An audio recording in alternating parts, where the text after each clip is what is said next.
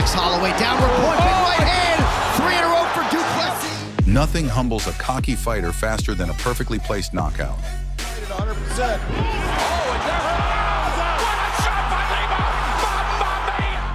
From Badr Hari's legendary collapse to Joe Harding dancing mid-fight before hitting the mat, these cocky fighters pushed their luck and paid in pain. According to all 5 judges, oh my! Defend yourself at all times! Here are the 15 brutal knockouts that humbled egos and silenced trash talk instantly. Badr Hari versus Arek Rzosek. Badr Hari entered that ring like a storm. 106 wins, 92 knockouts. Прекрасная страна. И вот справа попадает точно. Across from him stood Arkadiusz Rzosek, a Polish heavyweight with heart but nowhere near the same pedigree.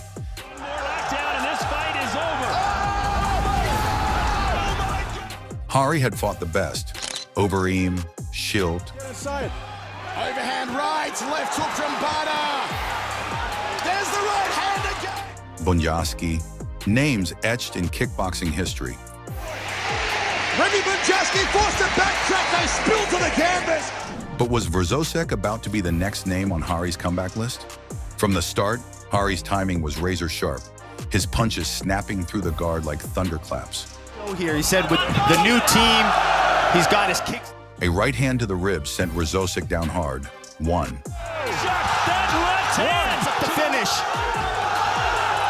Oh, and he's down for a second time! 1. A left kick to the body dropped him again. 2. The crowd roared, smelling the end. Ready to go down again! Hari taunting between combinations, as if to remind everyone that the legend still ruled this kingdom of violence. Then it happened. The twist no one saw coming. Rzosek, cornered and battered, threw a desperate left high kick.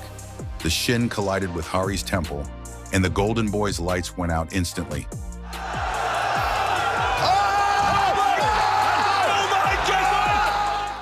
Disbelief hanging heavier than smoke. In one kick, the script flipped.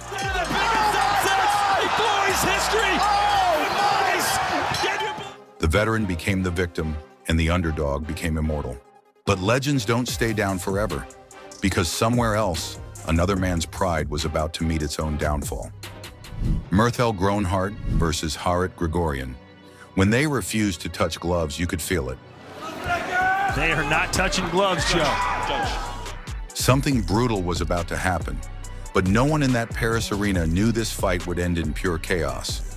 The first round was Groenhart's masterclass. He controlled the distance. So I expect Myrtle to throw it frequently. Snapping jabs and slicing through Grigorian's defense with a flying knee that rattled the ropes. Myrtle Groenhart loves those flying knees, but he just ate a left knee there from Grigorian. Groenhart's footwork was sharp, his timing flawless. There's those uppercuts. And by the end of the round, Grigorian's aggression looked more desperate than dangerous. Punches. That knee may have stunned Grigorian a little bit. Then came the moment that froze the world. Groenhart landed a clean knee, and Grigorian, dazed, confused, turned his back mid-fight. Maybe he thought the referee had stepped in, but Groenhart didn't hesitate. One right hand, lights out. The crowd gasped as Grigorian crumbled. Legal strike, but the reaction, pure chaos. With a big right hand KO! In seconds, fans stormed the ring. One attacker even sucker punched Groenhart, reportedly breaking his jaw. People are attacking Myrtle Groenhart! It's insanity! Grigorian is still out! The celebration turned into a riot, but when the order finally returned, the ruling stood. Knockout victory for Mirthel Groenhart.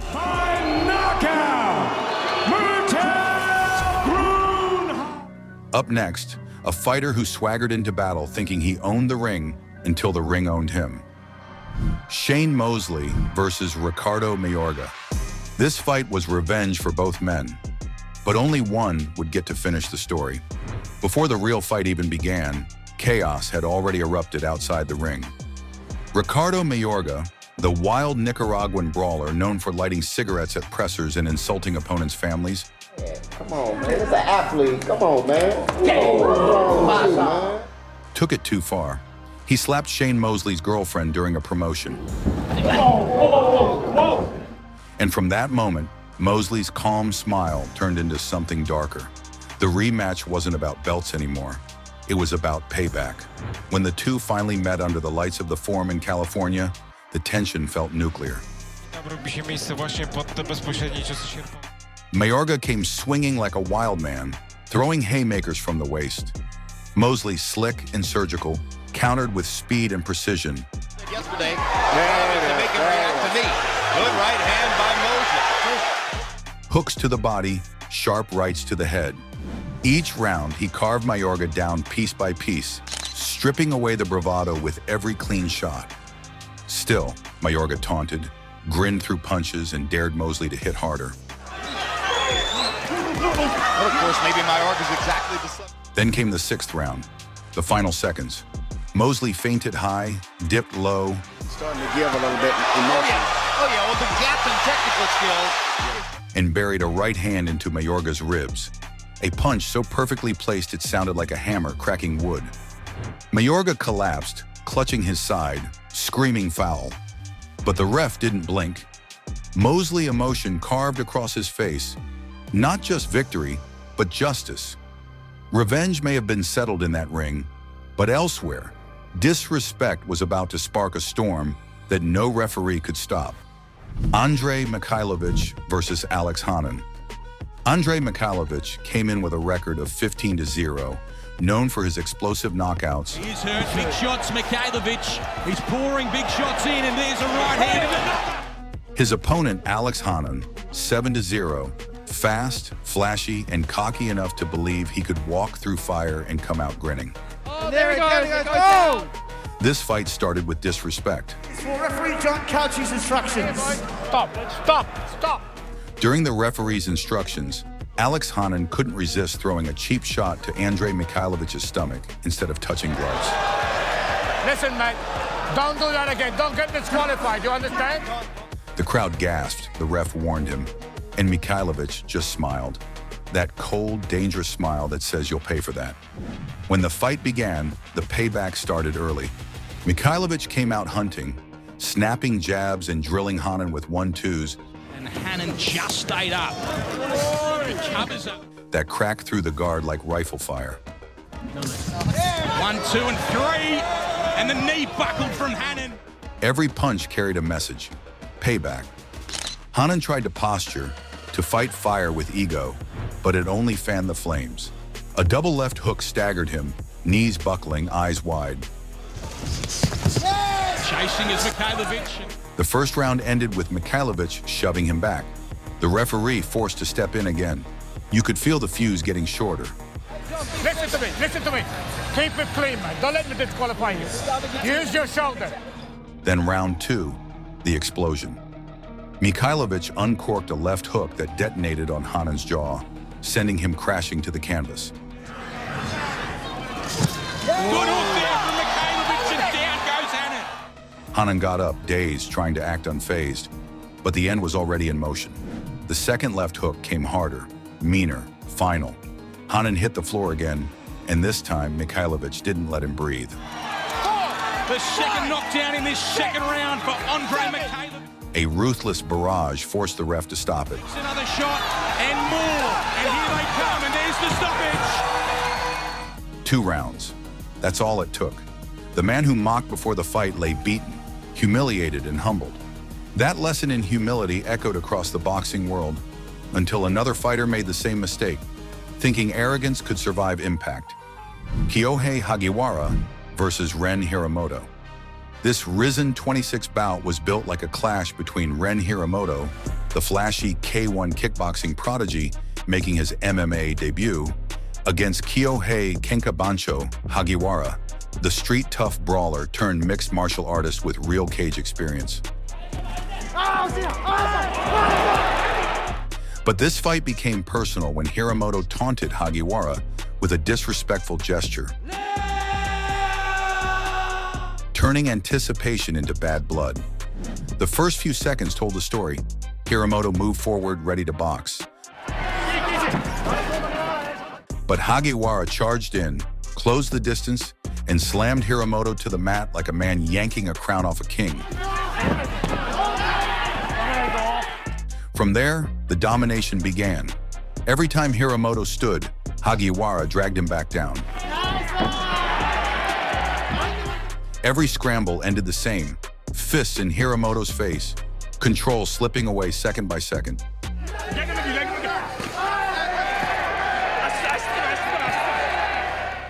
By the second round, the arrogance had drained from Hiromoto's eyes. Hagiwara's ground and pound echoed through the arena, relentless and cold. When the final bell rang, the scorecards told the truth. Unanimous decision for Kyohei Hagiwara.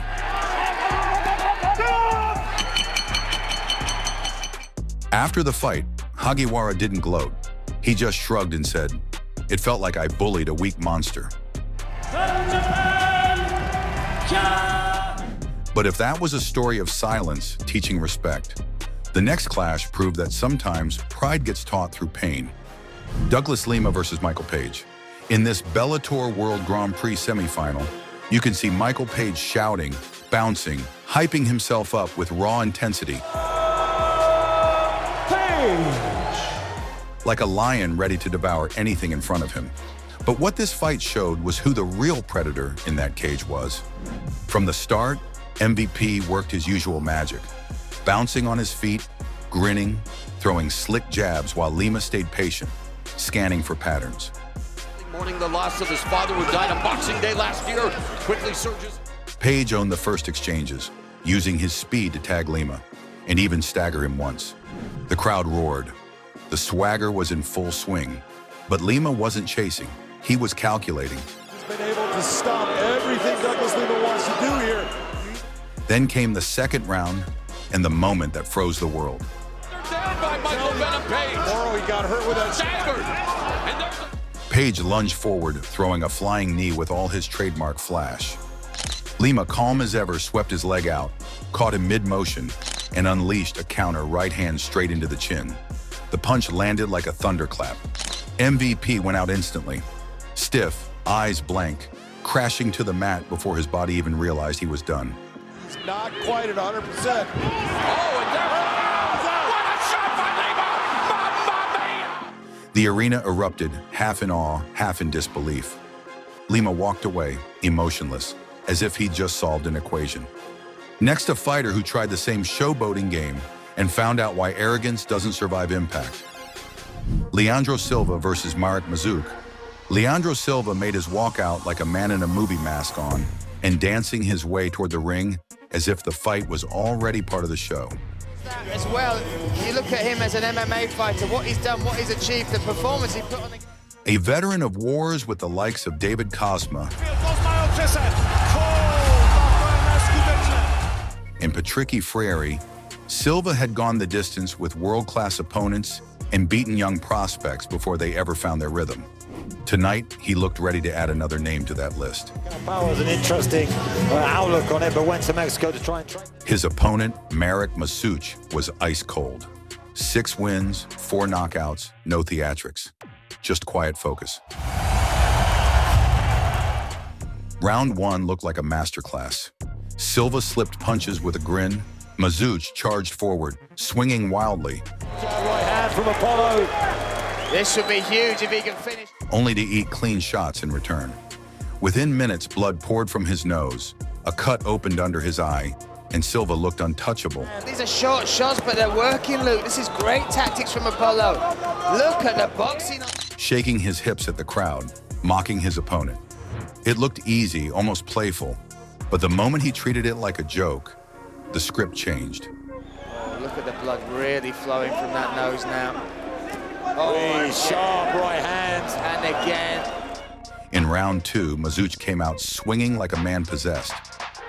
Both coming out in southpaw. One left hand broke through Silva's defense, snapping his head back. The follow-up right hook was thunder clean, brutal, final. Silva's legs gave out. He hit the canvas hard, out cold. opportunity. The crowd erupted as Mazouk roared over him, the upset complete. In one punch, the script rewrote itself. The student dropped the master. And while Silva fell to his own show, another fighter learned that disrespect doesn't just lose you fans, it earns you scars. Cub Hawkins versus Ryan Jett. The air was already toxic before the first punch.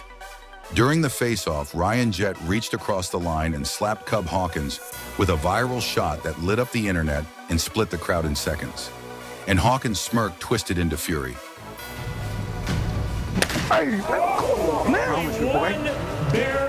That single slap went viral within hours, turning their title bout into something darker than competition.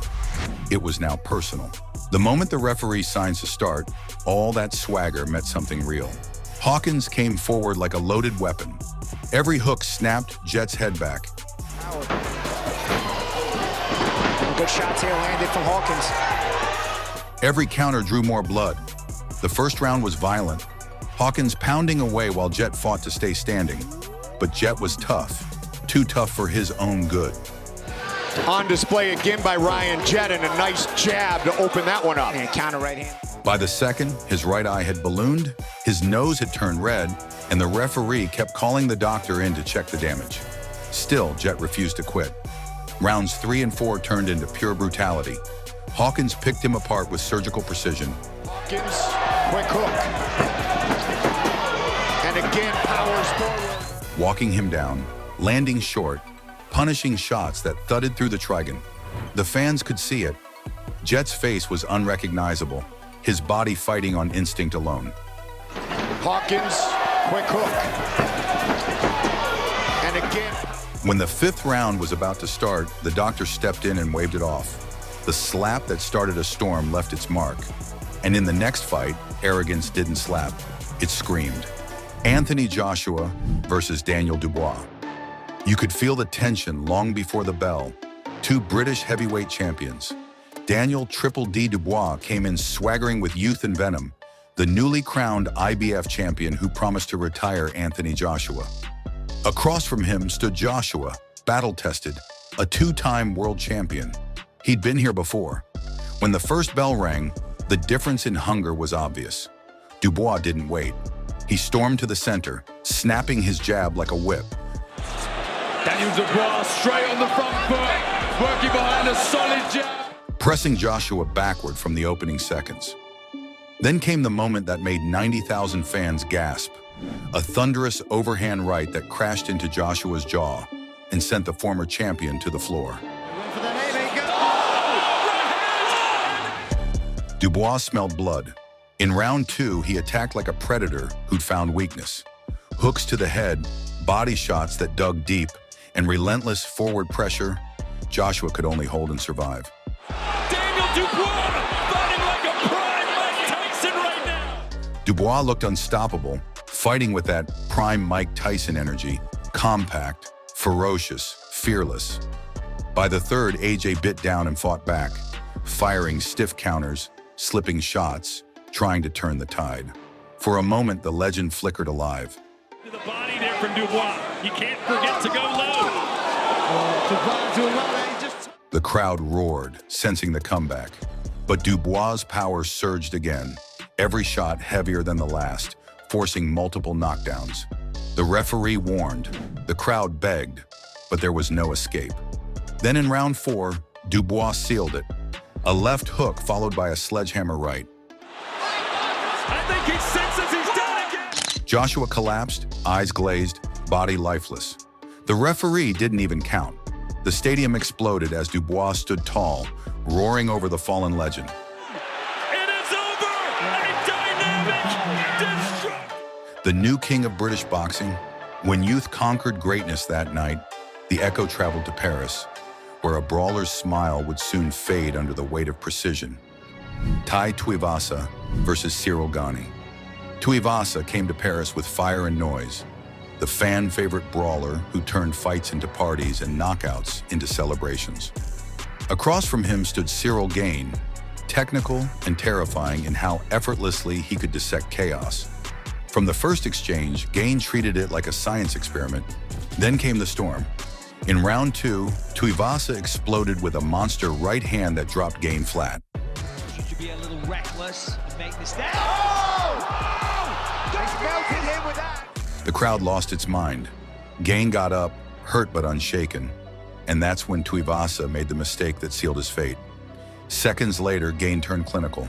He began stabbing front kicks into Tuivasa's body, one after another, each one sounding like a gunshot. Tuivasa's smile vanished, his guard crumbled, and Gane went hunting. A brutal head kick, a crisp uppercut. He just takes the... Oh!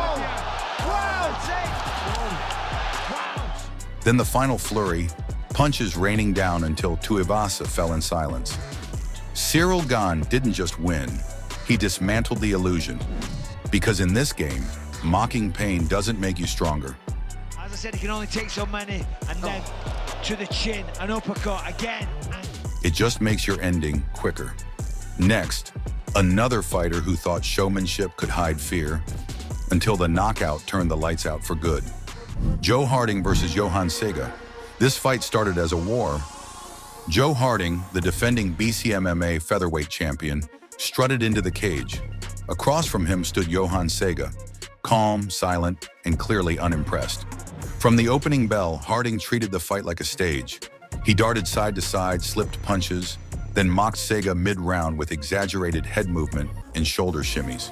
It was all about the excitement and the unpredictability, so this is where he likes to thrive. The crowd laughed, and for a while, Harding backed it up, landing crisp overhands and moving with swagger. Sega stayed patient, letting the storm burn itself out. Oh, nice overhand right there, and he mugs a little bit to the audience. But with every leg kick, he chipped away at Harding's rhythm, bruising his lead leg and grounding the dancer. Then came round 3, 20 seconds that changed everything. Harding threw a jab and a lazy kick, then dropped his hands and started dancing again. And then a jab to follow it up, again with the chin up, feet planted. Sega didn't hesitate. A single left hook flew through the air and detonated on Harding's jaw. The jab. The champion's body went limp mid-dance, collapsing like a puppet with cut strings. Sega followed with ground and pound until the referee dove in. The crowd's laughter turned to stunned silence. The show was over. And Sega's just waited. Johan Sega walked away the new champion, the man who silenced arrogance with precision. Showboating got punished that night, but in the next battle, pride itself would be strangled out of a legend. Dricus du Plessis versus Israel Adesanya. From the very start, when their eyes locked inside the octagon, you could feel it. This wasn't just a title fight, it was personal. Both men were champions in their own right. Israel Adesanya, the striking genius who ruled the middleweight division with surgical precision, and Dricus du Plessis, the South African powerhouse who tore through contenders like Robert Whittaker and Derek Brunson. But all that history boiled down to one question: whose era was it now? Adesanya. We all know that Adesanya is a tremendous counter-striker. The fight began with calm calculation. Du Plessis pushed forward behind low kicks and takedown attempts, while Adesanya switching stances and flicking feints like a man painting under pressure. Nice job by the champion to get that kick to the body. Round 1 was tense, a chess match played with fists. But by round 2, the tone changed. Du Plessis imposed his strength, dragging Adesanya to the ground and mauling him there. The crowd could sense it. It's hard to really get a gauge. Beautiful level change of timing, but The stylebender was struggling to bend this story his way. Adesanya rallied in round 3, his striking crisp again, snapping Du Plessis' head back with jabs and combinations. with his hands, he doesn't drop him. The challenger was fighting with emotion now, talking, taunting, trying to break Dricus mentally. Then came round 4, the moment the world gasped. Adesanya threw his signature feint, but Du Plessis beat him to the punch. A monstrous left hook landed flush, wobbling the former champion. And then a big left hook.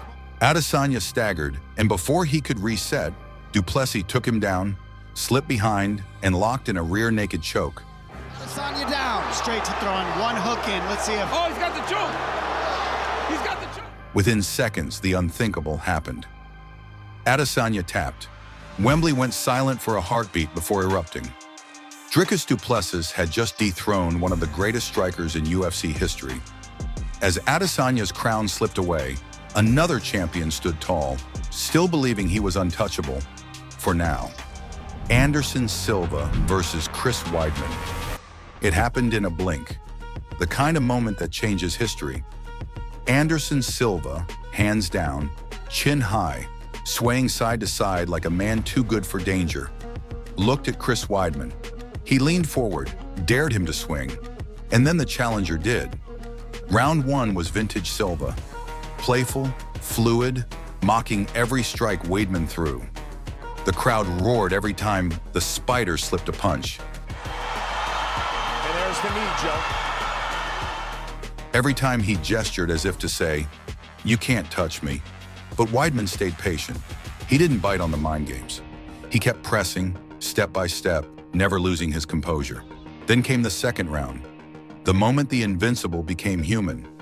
Silva exaggerated another dodge, pretending to be rocked. Weidman with more strikes so far. Staggering backward with a grin. In that split second of arrogance, Weidman planted his feet and unleashed a left hook from hell. Anderson. It landed flush on the jaw. Silva's body shut up mid-smirk, collapsing like a statue struck by lightning. Silence swept the arena. The king was down. Chris Weidman had done what no one thought possible, but Silva wasn't the only master undone by his own rhythm. Somewhere else, the hunter who mocked danger found himself cornered by it. Israel Adesanya versus Alex Pereira. The fight started with chaos. Alex Pereira opened with a flying kick that whistled past Adesanya's head by inches. Adesanya, the reigning champion who'd already built a career making monsters look slow. But this monster wasn't like the rest. This one had already beaten him twice before. The opening rounds were razor-sharp chess. Both traded leg kicks, each trying to break the other's rhythm. How great it truly is, but it's a dangerous one. Adesanya looked slick, precise, and near the end of round 1, cracked Pereira with a right hand that sent him reeling. For a heartbeat, it looked like revenge was coming early. Landed a big knee. By the third round, Adesanya's plan was working. He took Pereira down for the first time in his UFC career and dominated the grappling exchanges, grinding the challenger into exhaustion. So it is Adesanya. The crowd could feel it. The champion was ahead, the old rival finally fading. Then came the fifth, the round that reminded the world why power is the last thing to die. Pereira walked forward, every strike heavier than the last. Adesanya firing counters, but the cage was closing behind him. Pereira trapped him, unleashed a right hand that rocked the champ, then followed with a savage left hook.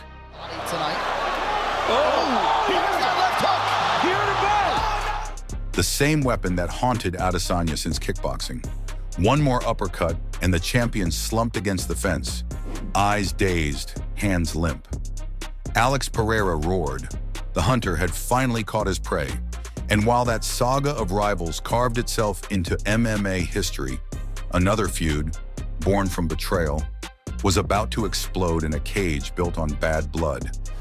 Cody Garbrandt versus TJ Dillashaw.